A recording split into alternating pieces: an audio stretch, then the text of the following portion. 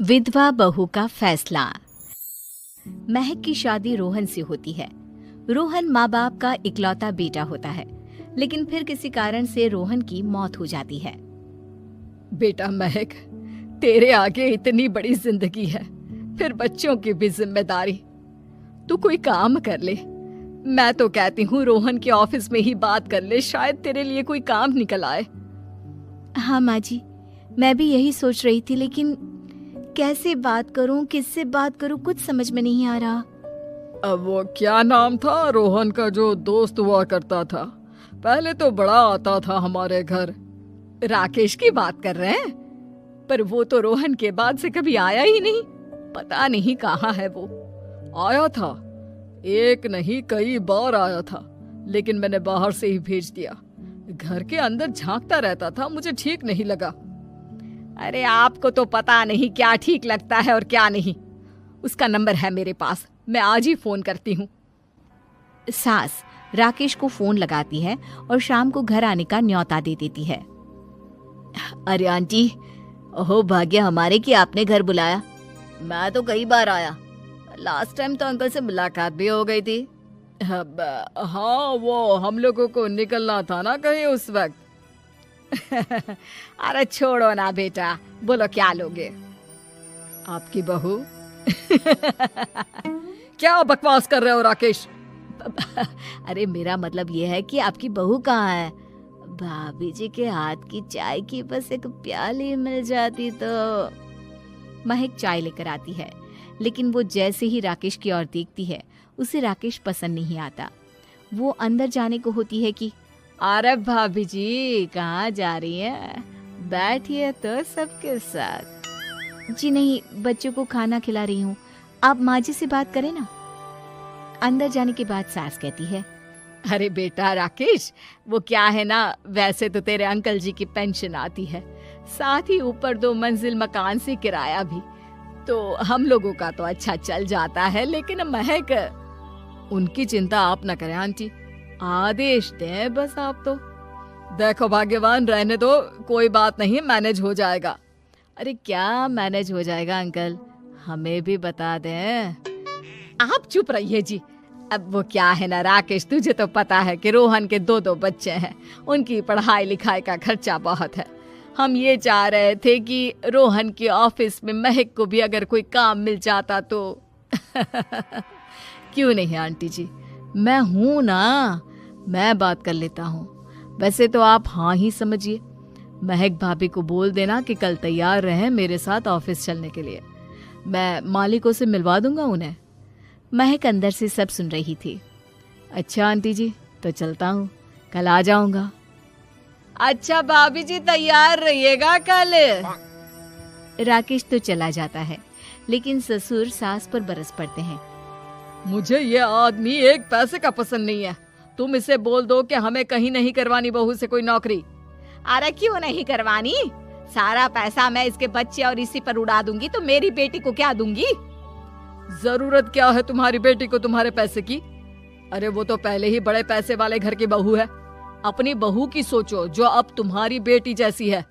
बच्चे रोहन की आखिरी निशानी है। अरे अपना भाषण अपने पास रखो। सारा दिन घर पर बैठी रोटियां तोड़ेगी, तो काम करे ना कुछ बाहर जाकर। बहू सब सुन रही होती है।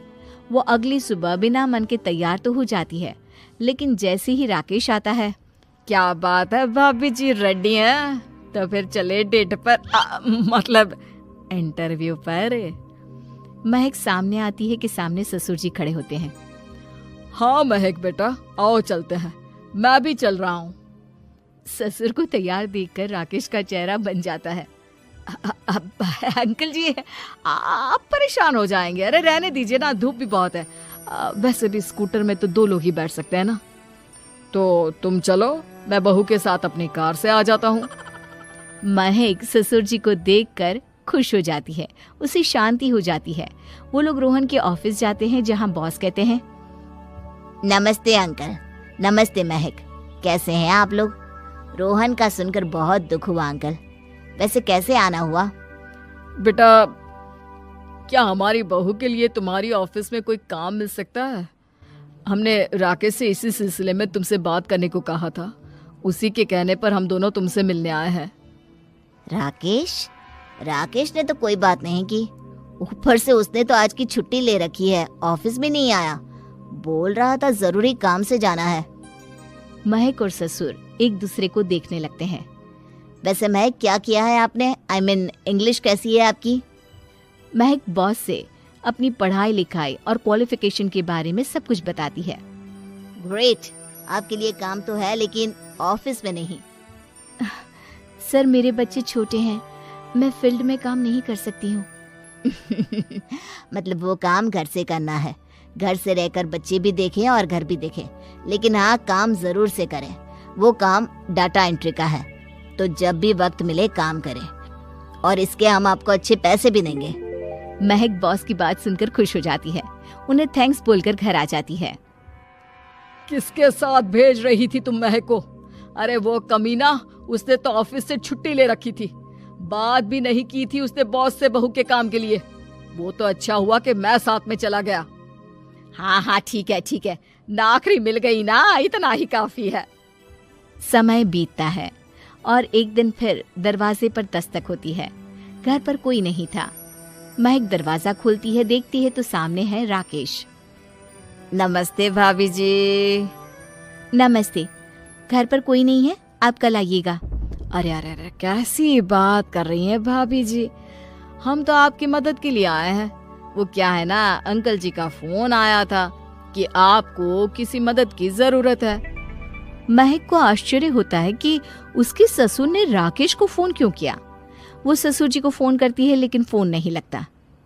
नहीं, हम लोगों को किसी भी चीज की जरूरत नहीं है, आप जा सकते हैं। अच्छा, एक कप चाय तो पिला दीजिए। महक चाय लेकर आती है। चाय पीने के बाद, रोहन मेरा बहुत अच्छा दोस्त था। उसने मुझसे कहा था कि वो रहे ना रहे, उसके घर वालों का, खास करके आपका ख्याल मुझे ही रखना है। तो मैं कल फिर आऊंगा भाभी जी। नहीं, माता पिताजी है नहीं, वो 4-5 दिन बाद आएंगे। आप उन लोगों के आने के बाद ही आइएगा। मुझे ये सब ठीक नहीं लगता। अरे छोड़िए ना भाभी जी, लोगों का तो काम है कहना। मेरा मतलब है वो तो बोलते ही रहेंगे। आता हूँ मैं कल। महक को अब गुस्सा आ जाता है। हमेशा शांत और मधुर बोलने वाली महक पहली बार जिंदगी में फैसला लेती है, और फैसला होता है राकेश को सबक सिखाने का। बड़े बेशर्म हैं आप। किसने कहा आपको कि आप आए? अरे भैया, साफ साफ बोला ना कि नहीं जरूरत है किसी की मदद की। मैं अकेले सक्षम हूँ अपना घर संभालने के लिए। आज आखिरी बार बोल रही हूँ, इस घर की तरफ आंख उठाकर भी देखा ना तो देख लेना, वरना वरना पुलिस के हवाले कर दूंगी। निकलो यहाँ से, या धक्के मार कर निकालूं। पुलिस का नाम सुनते ही राकेश वहां से 9-2-11 हो जाता है, और महक को अपने फैसले पर गर्व होता है।